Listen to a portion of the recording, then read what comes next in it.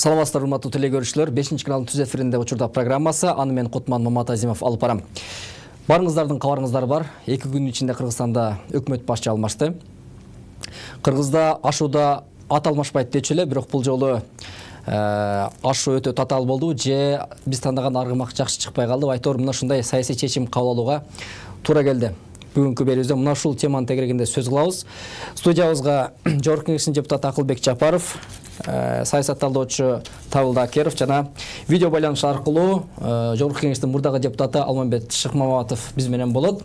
Урматтуу коноктор, кош келипсиздер. Азыркы суроону сизге берерден мурун мен телекөрүүчүлөрдүн эсине салып коеюн. Мухаммедкалый Абылгазиев ошол радио жыштык сатуу чырына байланыштуу иликтөө акыйкат жүрсүн деп кызматтан четтегенин айтты. Бирок өкмөттүн азыркы жумушунун аяктарына күздөгү парламенттик шайлоого чейин, башкача айтканда 1-3-4 ай гана калган болчу. Анын үстүнө азыр экономикалык кризис, пандемия коркунучу коркутуп турган маал. Антикризистик программаларды ишке ашыруу керек эле, күздө парламенттик шайлоо бар эле. Мына ушунун баарын эске алганда, азыркы өкмөт башчы жоопкерчиликти сезе билдиби же жоопкерчиликтен тескерисинче качтыбы? Эми бул биринчиден аябай кейиштүү окуя болду. Өзүңүз айткандай, коронавирус катуу оорусу мына көзгө көрүнбөгөндүктөн кыргыздар биздин жарандар кайра ишке чыгып алып, мына 100дөн ашык жаран бүгүн кайра ооруду деп атабыз. Анан ошондой эле экономикада дагы аябай чоң кризис келаткан, көргөн мурунку премьер-министр эми бүгүн коалиция көпчүлүк Кубатбек Алчевич Бороновду койду. Анын ордуна рекомендовать этти. Эртең парламенттен өтөт го, сөзсүз түрдө. Баарын көрүп турганда, билип турган. Бирок бизде саясий күчтөргө, ошо саясий чечим кабыл алып аткан кишилерге бул кишинин мындан аркы жумушта болуусу туура эмес көрүндү окшойт, ошондой чечим кабыл алынды. Бул экономикалык жактан өтө экономиканы аксата турган бир чоң проблемалардын бирине айланат го. Негизи азыр өкмөттүн мойнунда бюджеттин аткарылышы бар эле, антикризистик программалар аткарышы бар эле. Эми күздө биз кимден сурайбыз? Контек Бороновдон сурайбызбы же Мухаммедкалый Абылгазиевден сурайбызбы? Биз коллективдик жоопкерчилик деп коет. Бул коллективдик жоопкерчиликсиз 30 жылдан бери келатат. Тилекке каршы мындан ары дагы жоюлуп уланып кете берет го. Эгерде күзгү шайлоодо бир партиянын лидери көбүрөөк голос алып келип, анан өзү өкмөттү жетектемейинче ушундай жоопкерчиликсиз кете берет окшойт да. Дагы бир жагдай бар, ушул азыр өкмөттүн мойнунда эң чоң жоопкерчилик турган, өзү айтмакчы. Анан Мухаммедкалый Абылгазиев азыр кызматтан кетип, ушул жоопкерчиликти мойнунан алды да. Экинчиден азыр күздө шайлоо бар, ага катышкан мүмкүнчүлүк алды. Мына ушул жагдайлар себеп эмеспи? Мындай да, эгерде жалаң эле премьерди кетирем деген күнү премьер өзү эле кетип калмак. Мен премьер-министр менен көп жылдан бери чогуу иштешкен киши катары айтайын. Бул адам мен ушул кресло үчүн баарына даярмын деген кишилерден бири эмес. Бирок шарттар ошондой болуп калды окшойт. Объективдүү, анан субъективдүү. Мен айтат элем, эртең парламентте дагы айтайын деп атам, мына антикризистик программасы жакшыбы жаманбы Мухаммедкалый Дүйшөкөевич Абылгазиевдики бар эле. Налог менен таможня 43 миллиард түшүрбөй калат деген прогнозду берсе, жок, мен 33 эле миллиардка түшүрбөй калам, калган 10 миллиардын экономиканы иштетип кетем. Анан ошол 33 миллиардтын жаба турган булактарын бүт чет мамлекеттен президент менен чогуу сүйлөшүп атып, ошонун булактарын дагы жаап коюп койду да. Эми Кубатбек Алчевич айтыш керек, мен ушул планды аягына чыгарам, бүгүн ошол программаны аягына чыгарам дейт. Же мындан дагы жакшыртам. 33 миллиард салыктын ордуна 23 эле миллиард түшөт, 10 миллиардты мен элге берем, жашоо турмушун оңойм деп айтат го деген үмүт бар да. Кайсы өкмөт болбосун, кайсы өкмөттүн башчысы болбосун, үмүт жаратыш керек да.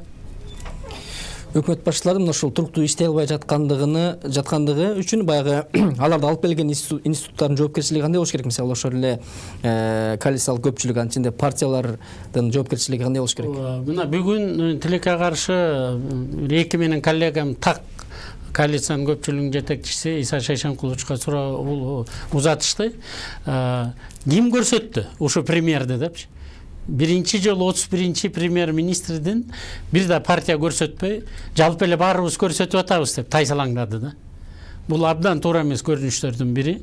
Эгерде социал-демократиялык фракция, эң көп фракция катары азыркы иштеп аткан президентти колдосо, уялбай эле биз президентти колдоп атабыз, президенттин тандоосу болгон, биз ошону колдойбуз, биздин колдообузду калган 3 фракция колдоду деп айтса болот эле да. Мындай тайсалдаган көп туура эмес го деп атам да. Ушул өкмөт башына алып келген ушул партиялардын жоопкерчилигин баягы кароо бизде системага салынган, эми бул эл алдында баягы шайлоого барганда гана эл эсептеши болбосо ошол жерден мындай системалык түрдө бунун жоопкерчилигин кароого негизи мүмкүнбү? Коалицияны ыдыратуу эгер өкмөт башы толугу менен мүмкүн. Тилекке каршы 2015 жылы бүт парламенттин баарын шайлап, баарын иреттеп койдум деп аткан механизмдердин бирөө иштеген жок. Мына бүгүнкү күнү бизде парламентибизде тилекке каршы оппозиция деген түшүнүк дагы жок да. Эми азыр анча-мынча депутаттар биз оппозициябыз деп чыга баштады шайлоого аз калганда. Бирок азыркыдай парламент 100%дан ашык президентти колдогон парламент мын тарыхта экинчи болбойт го деп атам да. Мурунку Атамбаевди да колдогон, азыркы иштеп аткан президентти да колдогон ушундай парламент болуп калдык да. Биз тарыхта ушундай да бир элес калтырабыз го деп атам да. Кийинки парламент ушундай болбойт дегенге мындай кепилдик барбы? Оюңуз кандай? Кийинки парламент тынч бийликти өткөрүү парламенттин вазифасы ошону турмушка ашырат го деп атам да. Буга чейин мына 2 жыл Кой Таш республикасы болбошун деген саясий чоң күрөш жүрдү. Болбой эле бул парламенттин башында мунун негиздөөчүсү мурунку президент азыр тилекке каршы түрмөдө отурат. Мына ошондуктан бул парламенттагы жана чалажан болуп өзүнүн милдеттерин так аткара албай алганын бири дагы ушундай болуп калды го дейм. Моралдык жагынан дагы бир топ чектелген мүмкүнчүлүктөр болуп калды. Бул парламент немки парламентте болсо, ошо партиянын лидерлери өзү ачыкка чыгып, эл өзү ошо программаны тандап, лидерин тандап, анан ошо премьер-министр болуп, конституция боюнча иштейт деген үмүт бар да. Эгерде антпай турган болсок, анда мына өзүңүздөр көрүп атасыздар, улуттар арасында эмес, региондор арасында эмес, уруулардын арасында жай талаштар, жер талаш боло баштады. Бул биздин республиканы жокко алып келет. Ага эл дагы, анан кийинки келген парламент дагы иштеп аткан президентке жол бербейт го деген ой бар да. Акылбек мырза, бүгүнкү конституция боюнча, башкы система боюнча өкмөт башыны бир гана баягы партия аркылуу алып келбейт деп турабы? Бүгүнкү боюнча президенттин баягы сунуштаганын деле коалициялык көпчүлүк. Азыркы конституция боюнча карасаңыздар, шайлоодон жеңип келген фракциялар, же фракциялардын биримдиктери гана премьерди көрсөтө алат. Ал жерден президент көрсөтөт деген жок да. Бул жерде жазылбаган мындай. Эмне себептен ошо бүгүнкү күндө ошол башка талапкерлер өтүп кетип жатат дейм да өкмөт башчылыкка? Жок, ошо эрекини бүгүнкү күнгө чейин юридикалык жактан президенттин колунда бийлик жок эсе болгону менен факт түрүндө бүгүнкү күнү президент аркылуу гана кадр маселелери чечилгени көзгө көрүнүп эле турат да. Демек бүгүнкү күндө өкмөттүн туруктуу иштебей жаткандыгы биз мыйзам талаасында мындай саясатты алып барбай жаткандыгыбыздабы? Конституция боюнча иштей турган болсок, өкмөт туруктуу эле болмок. Азыркы урматтуу президентибиз Сооронбай Шарипович ушу премьерди 2023 жылга чейин иштетсемби деген ою бар экенин мен билем. Тилекке каршы ситуация азыр ушундай болуп калды да. 3 жолу парламентке келип, буга чейин 3 жолу өкмөт отставкага кетип калмак. 3 жолу тең коргоп берген, эми 4-сүндө тилекке каршы премьер-министр өзү ошондой чечим кабыл алыптыр, биз колдоп бердик да. Кыргызстанда ар түрдүү себептер менен кызматтан кеткен, абакта жаткан, качып жүргөн өкмөт башчылар бар. Анан ушул өкмөт башчылык кызматынын мындай орду өзү баягы парламент менен же президент менен парламенттин ортосундагы баягы садага чабылчу бир курмандыкка айланчу кызматка айланып калган жокпу? Айланды. Левит Леонид Сидорович деген хитромудрый мен еврей бир заведующий отделым бар деп биринчи президент айтып жүргөн. Ошо аксакал бир жолу мен чакырып айтып калды да. Мен анда жаштар саясатынын бөлүмүн башкарып жүргөм. Бир мындай кылайлы дейт. Президент баарын чечсин, бирок жооп бере турган кыргыз өкмөтү болсун. Ошо садага чабыла турган механизмди киргизели. Конституцияга өзгөртүүнү сунуштабайсыңбы дегенде мен баш тарткам да. Жок, Американ моделиндей болуп, бийликтин башында президент турсун деп. Биринчи жылдары Кыргызстандын суверенитетинде президент аткаруу бийлигинин башында турган да. Мен ошол эркиндей механизмди турмушка ашырганды сунуштайт элем да. Же болбосо өкмөт да жооп бербей, парламент да жооп бербей, азыркы конституция боюнча президент дагы жооп бербеш керек экономикага. Бул бир өгөй бала эле болуп калды да экономика. Караган эч ким жок.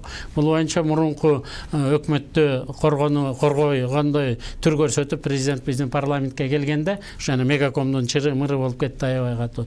Ошондо болуп атканда урматтуу президент да келип айтты, тилекке каршы акыркы 28 жылдан бери саясат менен алпурушуп жүрүп, экономиканы карабай калтырбыз депчи. Бүгүнкү күндө деле экономиканы караган киши жок. Көзгө көрүнбөгөнү менен азыр экономика реанимация абалында. Муну азыр тирилтпесек, эмдиги жылы кайра бул бутуна туруп кетет дегенден мен алысмын да. Табылды мырза, Кыргызстандын эгемендик алгандан бери ушу 29 жылдык тарыхында 31-чи өкмөт келди. Кыргызстанда мына ушул өкмөттүн тез алмашышы, өкмөттүн туруктуу иштей албай жатышы эмнеден улам деп ойлойсуз? Эмнеге Кыргызстанда туруктуу өкмөт иштебей жатат? Анан ушул ушунча жылда өкмөттүн 31 өкмөттү алмаштырганыбыз бул демек Кыргызстанда өкмөт иштеди дегенге жатабы? Негизи Акаев Бакиевдин учурунда конституция боюнча чындыгында эле өкмөттүн эч кандай мындай укугу жок болчу, ыйгарым укуктары өтө аз. Анан кийин президент бардык бийликтин баары президенттин колуна топтолуп, өкмөт мындай кааласа кетирип жибере турган, кааласа мындай ошо калтырып канча мөөнөт болсун иштете турган бир орган болчу да. Кийин азыр болсо мына конституция өзгөрдү, премьер-министрдин ыйгарым укуктары аябай көп, президенттикинен да, парламенттикинен да көп. Премьер-министр өлкөдөгү бардык процесстерге, өзгөчө экономикалык процесстерге мындай толук кандуу аракеттенип, өзүн көрсөтүп иштесе болот да. Мисалы үчүн алсак, Атамбаевдин учурунда Бабанов премьер-министр болгондо, Бабанов мындай алда канча баягы эркин, көз карандысыз, анан жаңы ойлорду алып чыгып, мындайча айтканда демилге көтөргөн премьер болгонда. Албетте андагы баягы катачылыктары болгон, бирок кандай гана болбосун, баягы эркинирээк премьер катары көрүнгүсү келгенде аракет кылган. Азыркы премьер Абылгазиевди алсак, Абылгазиев таптаза демилгени таштап койду, демилгесиз, эч кандай жаңы идеялар жок. Жада калса программасы да жок деп мындай аябай катуу сынга алынып атты. Бирок баары бир мындай президент ага мүмкүнчүлүк берип, баягы иштетип жатты. Балким мындан дагы бир учурда баягы өзүн көрсөтө алат дегенде ишеним артып атты. Бирок болбосо аны мурда эле баягы отставкага кетирип коюшмак, парламентте эле баягы мындай ишин канааттанбай атканына карабай, баягы президент колдоп аткандан кийин макул деп алар дагы анчейин көп маани беришкен жок. Премьер эмне кылды? Премьер өлкөнүн экономикасын баягы толук бойдон талкаланып калбагыдай кылып, бирок бир абалда кармап турганга гана жарады. Бирок мындай бир жаңылык киргизип, жаңы бир идеяларды алып чыгып, же болбосо демилге көтөрүп аракет кылган жок. Мисалы үчүн алып көрсөк, мынау Тажы тумоосу келгенде деле штаб түзүлдү, штаб менче туура эле түзүлдү, биринчи вице-премьерге берилди. Бирок премьер-министр эмне кылыш керек? Өзүнүн эмне кыла тургандыгын өзү жакшы түшүнгөн жок, жана биле алган жок. Ал деген ошол учурда бардыгын анализдеп, мониторить этип, келерки учурга мындайча айтканда ошол Тажы тумоо бүткөн же болбосо карантин бүткөн мезгилге карата жаңы кадамдарды, жаңы баягы багыттарды, стратегиялык багыттарды иштеп чыгып, дайындап коюш керек болчу да, аппараты менен чогуу. Бирок мына ага дагы премьер жараган жок. Анан Рахматжан Табылды мырза. Азыр бизде байланышта Жогорку Кеңештин мурдагы депутаты Алмамбет Шыкмаматов бар. Алмамбет мырза, саламатсызбы? Саламатчылык. Ал Мамет мырза, кабарыңыз бар, мына өкмөт башчы кызматтан кетти. Анын убактысынын бүтөрүнө өзү деле 3-4 ай калган болчу.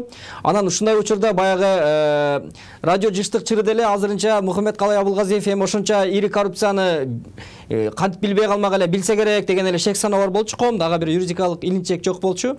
Мына ушундай учурда 3-4 ай калганда таштап кеткендигин кандай кабыл алдыңыз?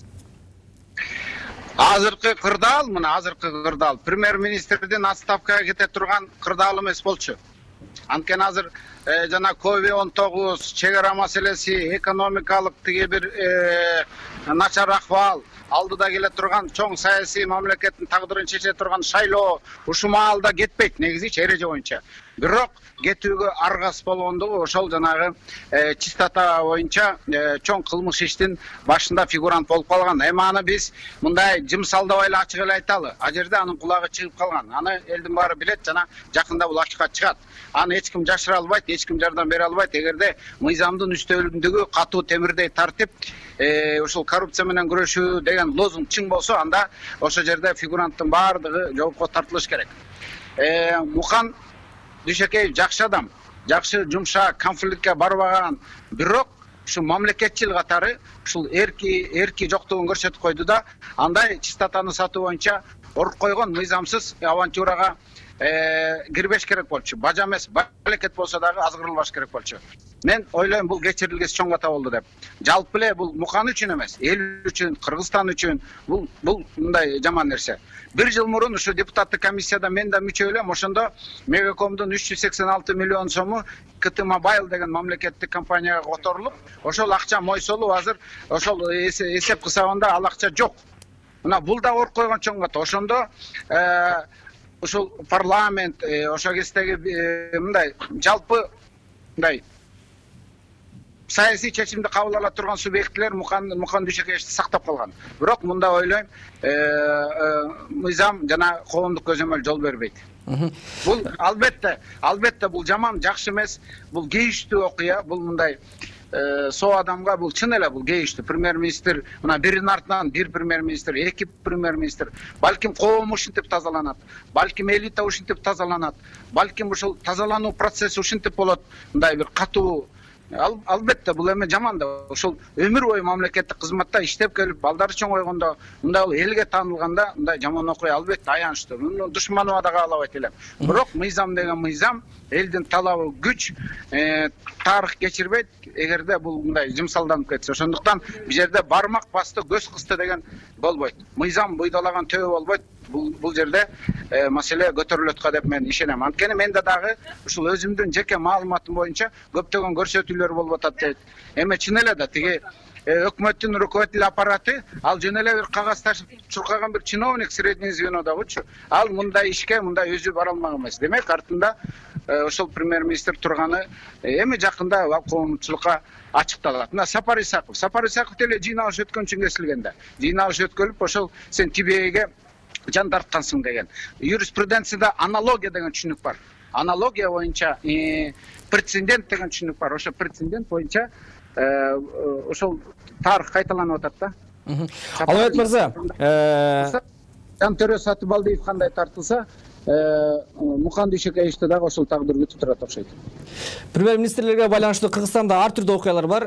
Сиз бир тарабын айттыңыз, мен бир тарабын айтайын. Ошол эле Өмүрбек Бабанов, Темир Сариевтер дагы мына ушундай чуу менен кеткен, бирок арты иш аягына чыккан жок да. Бул дагы мына ушундай жагдай менен аяктабайбы?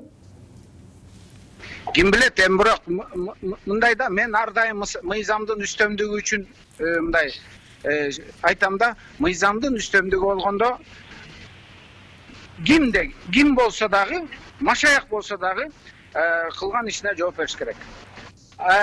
Процесс, мына мен да өзүм ошо кылмыш ишинин фигуранты болгондо, процесс ачык болсун. Ар бир процессти эл көрүп турсун. Мына мен атайын сурангам, эл көрсүнчү депчи. Мына эл көрөлү. Эгерде чын эле күнөөсү жок болсо, чын эле соттордогу, прокурорлордогу эчтеке кыла албайт. Эгерде күнөөсү жок болсо, мына процессти ачык кылалы. Кыргыз мына силер телевидение мамлекеттик күнү түнү көрсөткүлө ар бир сүйлөгөн сөзүн, адвокатты күнөөсүн. Эгерде күнөөсү жок болсо чын эле акталат. Күнөөсү болсо жооп берет. Ачык болуш керек. Процесс ачык. Мен ар дайым процесс ачык болсун. Мына менин процессим ачык болгон. Ар бир процессин эл көргөн. Анысы кандай? Көрсүн. Ошондо эгерде саясий куугунтук болсо, бир мындай колдон сорулуп чыккан ысасамыз пальцы деп коет. Ошондой токулган иш болсо, ал деле оркоюп жүрүп калат. Ал эми Насырканович. Чын эле оркоюп жүрүп. Эл көсөм болот. Эл алданбайт. Ошондуктан процесс ачык болсун, жаап жашырбасын, анан төргөнүн купуя суру деген тиги бир өнөрдү токтотуп, ким эмне деп көрсөтмө берди, кандай күнөөсү бар экен деп, анан элдин соту болсун да, элдер жүрөгү менен, аң сезим менен соттоп коет. Бат эле. Ал эми ушундай өкмөт башчыны алып келген, ким алып келген, буну ким сунуштаган деген бүгүн маселе көтөрүлүп атат. Баягы алып келген адамдарды, алып келген институттагы жоопкерчилик тартыш керек деп. Бул боюнча көз карашыңыз кандай? Эми ал риторикалык суроода мындай, ким алып келген, ким алып келген. Азыр эртең мындай баягы айлан көчөккө чыгып аласыз да, ким алып келген, ким алып келген. Ким алып келсе, ал алып келсин, таза иштеш керек, болду. Алып келген парламент, конституция боюнча парламент койгон, парламент жооп берет. Бирок парламенттин баарын камай албайсың да, алар мындай бир моралдык жоопкерчиликте болот. Ооба, биз ошол даяр эмес кадрды алып келип коюп турбуз деген моралдык жоопкерчилик парламентте болот. Эми парламент ал жаман иштеди алып келген жок да. Жакшы эле баары кыз кезинде баары жакшы дегендей тиги убадаларын берип, программаларын айтканда баары эле жакшы, бири-биринен айырмасы жок. Бүт баарыныкы кооз программалар. Рахмат. Мен бир жаман программаны көрдүңүз беле? Мен да көрө элекмин жаман программа. Анан ишенет да адам, парламент колдоп берет, ооба деп. Анан колдошту, мактаган баягы мырза ушинтип анан уят кылды дегендей да. Алмамет мырза, рахмат чоң сизге, атайын убакыт бөлүп маек куруп бергениңизге. Алмамет Насыркановичтин азыр айткан сөзүнө улам суроо берейин деп турам да сизге. Баягы өкмөт башчыны табалаган учур азыр алдыда дагы башталат болуш керек, мындай сезип турам мен дагы. Баягы программасын анализдеп, мына ушундай өкмөт башчыны алып келген институттундагы өзүнүн бир жоопкерчилиги болуш керек да. Бул канчалык болуш керек, бирок 2010 жылы конституцияда биз мүчөлүштүк бар экен, анан кийин мыйзамдарда дагы чектебей коюп турбуз. Премьер-министр келген өзүнүн программасын, анан чекиттен кийин структурасын, анан составын бекитет деп, 3 нерсени бекитет деп жакшы ой менен конституцияга жазылган. Бирок ошонун баарын тең ал убакта спикер Ахматбек Келдибек эле 1,5 мүнөттө бүтүрүп койгон. Ошондон кийин парламент таптакыр программасын аякта сандык, анан сапаттык эмне деген көрсөткүчтөр турат. Ошону кантип аткарат, ким менен аткарат деген көрсөткүчтөр жок эле ура менен өтүп баратат да. Бир дагы программаны деталдуу түрдө конституция боюнча социалдык экономикалык программалардын баары жогорку кеңеш менен бекиш керек. Бир дагы программа бекиген жок да. Ушу шайлап астында эле, мына азыр Алмамбет Насырканович туура айтты, премьерлер мен кыйратам десе эле, болуптур кыйратасың деп эле шайлап эле кете атабыз да. Ал аткарылбай калган программасынын кайсы пункттары аткарылбай калды, ким аткарбай койду деген суроо талап пока жок болуп атат да. Бирок мен бир мисалды айтып коеюн, эми мынчалык ишенич болгондон кийин Мухаммедкалый Дүйшөкеевичти иштетип, керекпи сот процессине Нетаньяхудай кылып катыштырып коюш керек эле да. Мына Израиль Такай согуш малында жашап атышат да, аларда тынчтык күнү болбойт да, Такай туурабы? Тегерек четинин баары эле согуш жаман мамлекеттер деп алар эсептейт. Бирок Нетаньяху жагы ушундай бир көз караштар болду эле, прокуратурадан кылмыш иш козголуп, мына бүгүнкү күнү соту болуп атат. Алмамет Насырканович айтканда ачык так баары менен. Мен 2005 жылы айткам, урматтуу революция кылгандар, мен оппозициянын начальник штабы болгондон кийин. Мурунку президенттин жолуна түшпөйлүчү, укук коргоо органдары, сот бийликтери саясий нермелерди аткарбасын. Ошон үчүн кимде ким соттун чечими болмоюнча күнөөлүү деп табылбасын да камалбасын. Бүт баарын тең укук коргоо органдар далилдеп чыксын, сотко барганда баары ачык далилденсин деп. Тилекке каршы мындай өнөкөт болбой атат. Табылды мырза, мына азыр өкмөт башчынын тандоо алардын программасы баары эле жакшы болуп атат. Биз парламент эми билбейт экенбиз, баары эле программасы жакшы болуп атат. Эмне кылалы дегендей сөз болот атпайбы бул жерде? Партиялар элге баягы үгүт иштерин жүргүзүп атканда ушундай программаларды, убадаларды беришет да. Парламентке келгенден кийин ошол коалициялык көпчүлүккө киргендер баягы программасын бириктирип, анан аткаруу бийлигин алып келип алып, шайлап өткөрүп алып, анан аткаруу бийлиги аркылуу ошол программаларын аткарыш керек да. Бүгүнкү күндө мына ушул ишке такыр ашпай атат да. Буга эмне себеп деп ойлойсуз? Буга парламентарийлердин өздөрү күнөөлүү. Себептен де өзүңүздөр билесиздер, Атамбаев конституцияны алмаштырарда Германияга барып, анан ошол жактында конституциясын карап, башка өлкөлөрдүкүн карап келип туруп, анан алмаштырып, анан ар бир фракциянын жетекчиси же болбосо вице-премьерлик кызматка келет дагы, бирок мандатын тапшырбайт деген бир норма киргизилген. Бирок бир дагы вице-премьер барып, ошол өкмөткө барып иштебей атпайбы?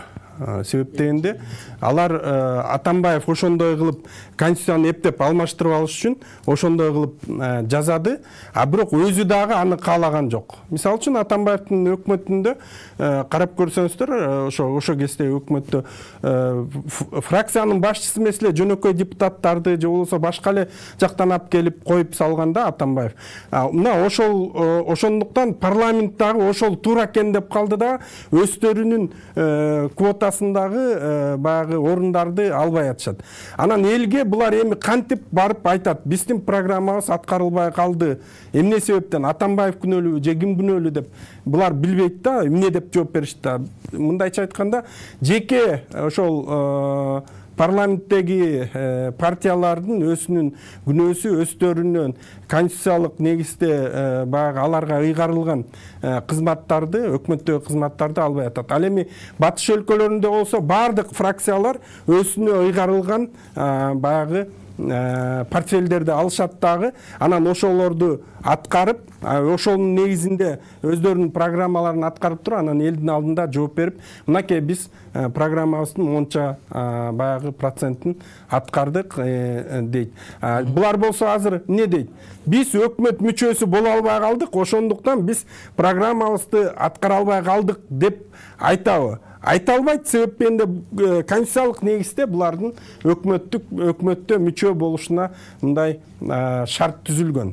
Мына бүгүнкү алган өкмөттү деле карасаңыздар, бир дагы фракциянын жетекчиси баягы өкмөттүн мүчөсү эмес, вице-премьер эмес да. Же болбосо жөнөкөй депутат болот, же болбосо таптаза башка жактан алып келип коюшат да.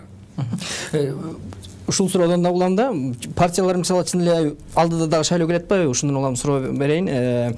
Партиялар эл алдында ар кандай программаларды, өздөрүнүн идеяларын айтат эмеспи?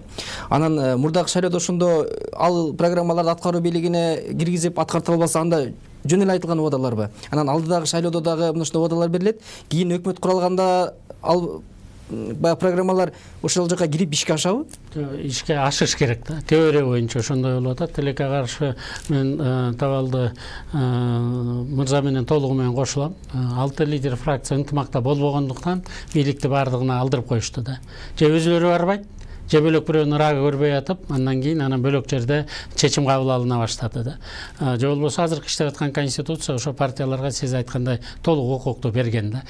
Бир эле нерсени оңдоп коеюн, биринчи вице-премьерге эле ошондой мүмкүнчүлүк берилген, калган вицелерине андай мүмкүнчүлүк берилген эмес, депутаттык мандатты кармап калыш. Премьер дагы, анан биринчи вице-премьер. Бирок мына мисалы бир бол фракциясы биз 3 жылдан ашык оппозицияда жүрдүк. Анан болгон 12 болгондуктан бир же эки эле квота алып калып, өзүбүздүн тармагыбызда жасаган жумуштарыбызды элдин астына жооп бере алабыз. Бирок ошону менен бирге ким көпчүлүк алса, азыр ошол эки келип өкмөттү курап, андан толугу менен баа бериш керек да. Азыркы мына коалиция көпчүлүк, эгерде чын эле демократиянын шаңы болгондо, бүгүн коалиция көпчүлүк дагы тарап, бөлөктөргө биз убакыт беришибиз керек эле да, мүмкүнчүлүк. Бирок эми конституция боюнча 6 ай калганда биз өкмөттү алмаштырганга укугубуз жок, ошондуктан эми 4-октябрда элдер адашпай өзлөрү келип, шайлоого көбү келбей коет, 50%дан араң өтүп келип атпайбызбы? Калган ошо акыл эстүү кишилердин бар, акчага сатылбай тургандардын баары шайлоого келбей коюп атат. Шайлоого келип, ошо бүт бийликтин баары 6 миллион элде колунда. Бирок күн сайын ошон менен алек боло албай калгандыктан 5 жылга ошо парламентке тапшырып берип атат да. Силер өкмөттү, сот бийлигин шайлагыла да, бизди жакшылап башкаргыла деп. Ошо 5 жылдык өзүнүн укугун акыл эстүү бирөөгө бериш керек да. Бул негизи маселенин өзөгү башкаруу системасында эмеспи? Анткени президент дагы үгүт иштеринин алдында ошо аткаруу бийлигиндеги укуктарды айтып, ошол аркылуу убада берет. Парламенттеги партиялар да ошондой. Эки президент Кыргызстандан тышкары жүрсө, бирөө түрмөдө отурса, азыркы система таптакыр иштебегенине көзүбүз жетти да. Туурабы? Ошондуктан мен сунуш кылат элем. Парламенттин 80 жылдыгы болгондо дагы мен кайрылдым. Ошол жерде отурган мурунку депутаттардын баарына тең дагы азыркы саясатта чечим кабыл алып аткан кишилердин баарына мына баарыңар тең парламентти колдоп атасыз. Парламентаризмди колдойбуз деп атасыңар. Анда келгиле 2020 жылы болгон шайлада парламентти гана эл шайласын. Андан кийинки президент керек болсо, анда парламент өз эле ичинен шайлап койсун. Эки баштуу бийлик болбосун. Жооп бере турган кишилер болсун. Эгерде премьер-министр дагы Армениянын премьер-министрдикиндей кошумча укуктарды берип коелу дагы элди башкара берсин.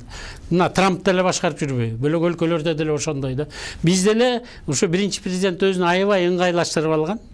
Бардык жоопкерчиликтин баары өкмөттө, жада калса парламентте, бирдеме болсо өкмөттү отставкага кетирип атып, алда болбой калса элди алаксат үчүн парламентте дагы досрочно кетирип ийген. Анан дагы бирдемеси референдум кыла коймой да. Мындай ошондойлор менен алаксап атып, биз бир топ кошуналардын баарынан артта калдык. Азыр эми ушу чечүүчү жыл болуп атат. Ушу келгенден кийин конституцияны референдумда өзгөртпөй, аны референдум боюнча атайын комиссия жумушчу топто ошо шайланган парламент түзүп туруп эле мындан ары парламенттин ичинде президент шайланса, же болбосо президент деген должносту жоюп коюш керек дагы. Биз бөлөк өлкөлөрдө эле жашай беришибиз керек. Табалды мырза, өкмөттүн туруктуу иштебей жатышы мына ушул башкаруу системасынан улам деп ойлойсузбу? Бүгүнкү система жетишсизби? Жок, башкаруу системасынан деп ойлобойм. Бизде конституция, мен башка өлкөлөрдүн конституциялары менен да салыштырып көрдүм. Мисалы үчүн СССР алкагында же болбосо социалисттик системадагы өлкөлөр менен салыштырганда биздин конституция мына Чехия конституциясы менен жакын. Ал эми башка ошол чыгыш Европадагы өлкөлөрдү карасаңыздар, алардын баардыгы тең жанагы Акылбек Жапаров айткандай, мындай эме кылып алышканда, парламент президентти шайлайт кылып алышканда, анан президент өзүнүн ыйгарым укуктары бүткөндөн кийин өзү каалаган досун же күчүгүн же башка бирөөнү шайтанын коюп алат да, анан өзү резиденцияда отуруп алып баардык өлкөнү башкарып, мындайча айтканда алдыга жылуу болбой атат. Ал эми Чехияда болсо биздикинде болуп эл шайлайт президентти. Бул жерде бир топ мындай тартип бар да, тартип бар. Бизде эмнеге болбой атат? Биз жанагындай айткандай депутаттардын эрки жок, баары тең. Анткени Атамбаев бүгүнкү депутаттардын баары байлардын баарын коюп койгон, баарынын тең аркасында коррупциялык бирдемелери бар. Бирдеме болсо Атамбаев минтип алардын баарына тең тиги кылмыш ишин ачабыз деп көрсөтүп коет документтерди. Ошондуктан тыпыйып отуруп, өздөрү өкмөткө да катышпайт, коомду да алдыга жылдырбайт, эч кандай жылуу болбой атат да.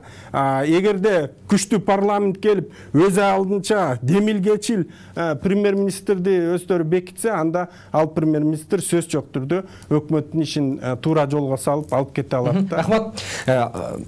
Буга чейин ушу башкаруу системасына байланыштуу маселелер акыркы убактарда улам көтөрүлүп атпайбы? Өмүрбек Черкешевич бир берген маегинде бизге айтып берди эле. Биринчи, биз башкаруу азыркы конституция боюнча жашаган жокпуз. Биз ушу менен жашап аткандан кайра эле кийинкисин өзгөртө бергенге эмне кереги бар депчи. Сиз айткандай башкаруу системасына өтсөк, биз ошол мыйзам менен жашайбыз дегенге кепилдик барбы? Дагы эле биз мыйзам талаасынан чыгып өз алдынча башкаруучуга чыга албайбызбы? Өмүрбек Черкешевичтин Кыргызстандын парламентаризмде сөзсүз түрдө өзүнүн орду бар. Аны кайталайбыз, чет жолу биз дагы парламентке барсак болот эле деген кишилер көп, анын арасында мен деле бармын. Бирок бир нерсесин Өмүрбек Черкешевич айтпай атат. Ушу президентти мына азыр Табалды мырза айтып кеткендей, Чехиядай эл дагы шайласын. Бирок ал арбитр болсун да. Ал СМБны колуна алып алып, күч структураларын баарын колуна алып, анан тышкы саясатты Чехиянын президенти колуна алып алган жок да. Туурабы? Алардын баарына тең мына Өмүрбек Черкешевич, мен спикер болуп турсам, кандай деген бийликтер менен, өкмөт менен парламентке кантип туруштук бере алам деген ой кирип кеткен.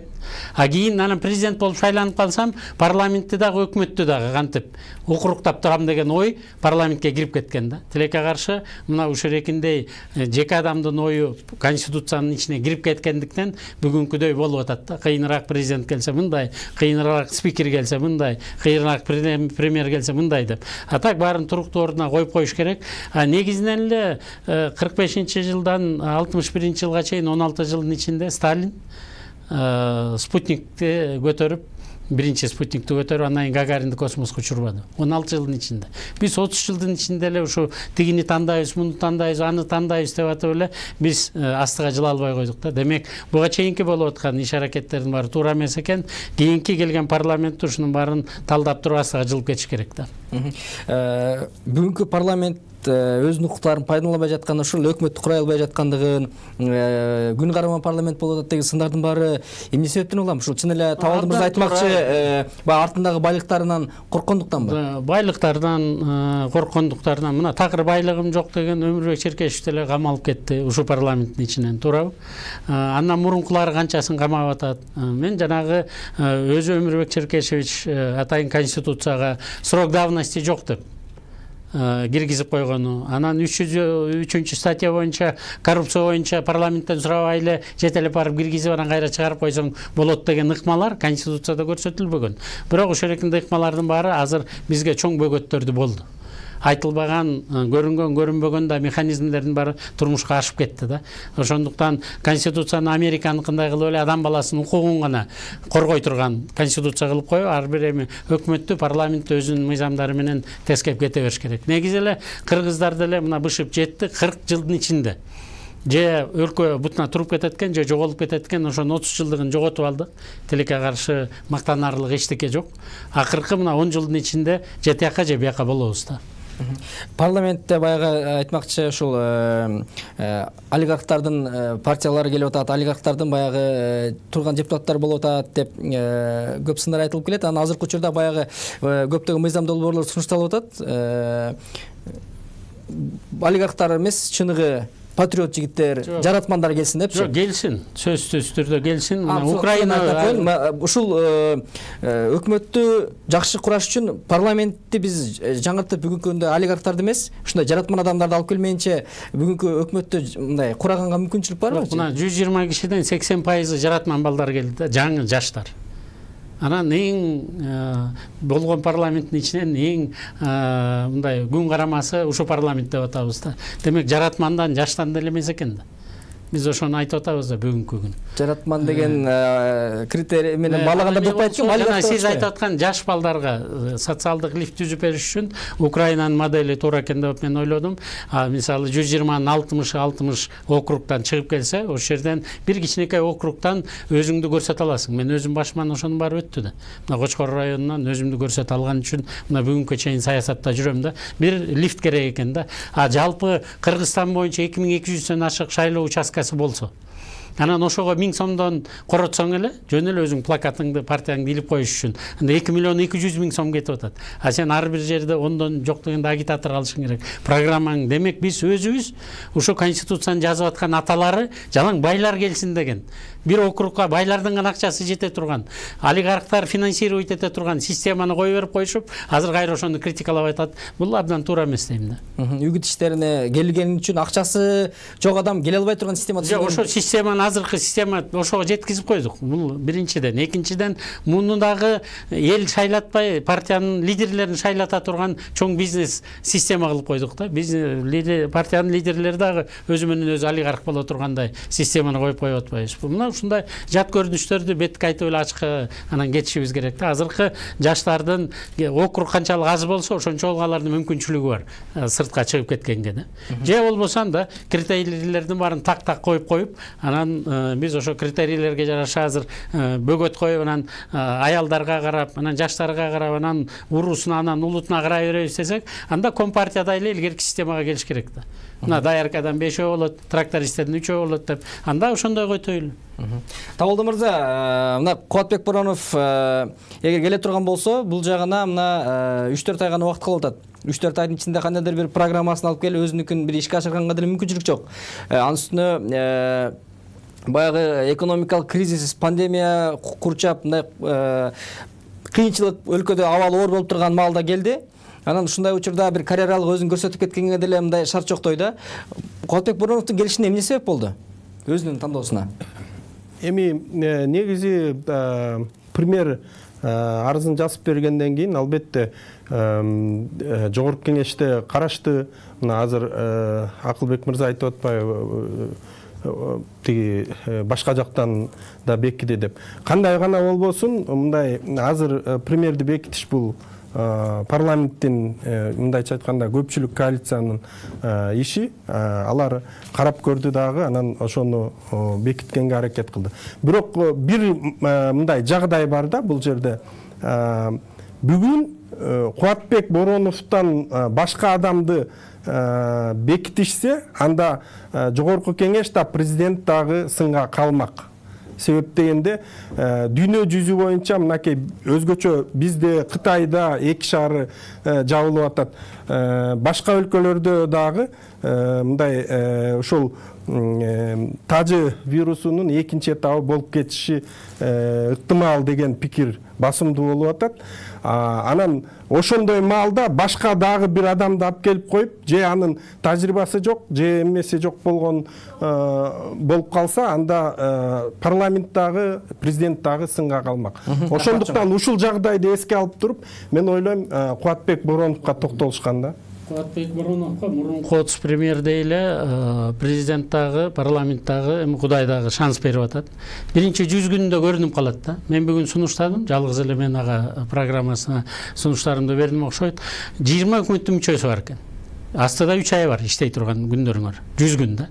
Ошо 20 өкмөттүн мүчөсү бирден проблема чечсе, ар бир айда күн сайын чечпей эле койсун. Ошондо премьер-министр катары өзү ондо вице-спикерлер 5тен чече турган болсо, 100 проблеманы чечет экен да. Анан бүт дүйнө жүзү боюнча биринчи 100 күндөн эле айтылып калат. Бул ат чуркайлабы же чуркайлбайбы депчи. Анан ошо сыяктуу эле Бороновдогу уникалдуу шансы бар. Эгерде ошо 100 күндүн ичинде 100 болбосун, жактагында 10 проблеманы чечсин. Ошону чече турган болсо, октябрдын 4-үндө келген парламенттеги депутаттар кайра муну шайлап коюп, кийин дагы 2023-жылга чейин, балким парламент менен чогуу 5 жыл иштегенге толук мүмкүнчүлүгү бар. Анткени 14 жылдан бери ушу өкмөттөн мүчөсү болуп келатат да. Бүт мүчөсү болуп, кычыры келип, туура эмес иштегендердин баарын көрдү. Мен премьер болсом, момундай иштейт элем деген эркин турмушка ашырыш керек да. Көрсөтө турган учур келди. Азыр 100 күндө көрсөтпөсө, кийин 1000 күндө деле көрсөтө албайт. Акылбек мырза, дагы бир суроо берейин, убакыт аз калды, кыскараак жооп бересизби? Мына сиз шайлоодонлордун көбүнө катышып келатасыз, үгүт иштеринде дагы мени менен көп жолугасыз. Мына ушундай өкмөттүн баягы аткаруу бийлигинин жакшы иштеп аткандыгынан эл өкмөттө эмес, ошону алып келип жаткан, ошол өкмөттү беките турган партияларды баалап, ошол өкмөттүн иш аркылуу баягы партияларды баалап, партиялардын бүгүнкү парламентте көрсөтүп аткан иш аракетине, өкмөттү бюджет бекитип атканда, ошолордун баарына эл баа берип, аң сезими ошого жеттиби? Парламентаризмге элдин аң сезими баратабы? Тилекке каршы жылдан жылга шайлоого барбай койгондордун саны көбөйүп атат да. Ошондуктан мен сунуштадым элем электрондук түрдө. Почта менен деле. Кайсы жерде болбосун интернет аркылуу дагы биздин жаран шайлаган укугу алыш керек. Канчалык көп киши шайласа, ошончолук ал адашпайт да. Ошондуктан тилекке каршы биз бул кадамга бара албай койдук, бирок илеген Россия ушуга кетти. Интернет аркылуу дагы шайлоого барса болот экен деп. Анткени ушу окугандар, анализдегендер, ушак менен фейкти программа эмне экен, анын ушу тажрыйбасы бар, кадр бар экен, ошого көз жүгүртүп туруп баа бере турган мыктылар шайлоого келбей коюп атат да. Бүт мурунку тарыхыбыздын карын карасаңыздар, мыктылар келип алып кыйындарды шайлачы да. Азыр болсо чогулуп алып өзүбүздүн бала болсо болду, же болбосо акчасын алып коелу, же болбосо арагын ичип коелу дегендер шайлап аткандан кийин парламенттин кебетеси деле ошого окшош болуп бартат. Рахмат чоң. Эң башкысы өкмөт туруктуу иштеш үчүн алгач биз парламентте туура шайлашыбыз керек экенин коом аңдап баратат деген ишенич менен бүгүнкү берүүбүздү аяктайбыз. Бүгүнкү берүүбүздө Жогорку Кеңештин депутаты Акылбек Жапаров жана саясаттоолочу Табылды Акеров жана Жогорку Кеңештин мурдагы депутаты Алмамбет Шыкмаматов болду. Кайрадан эфир аркылуу амандашканча саламатта туруңуздар.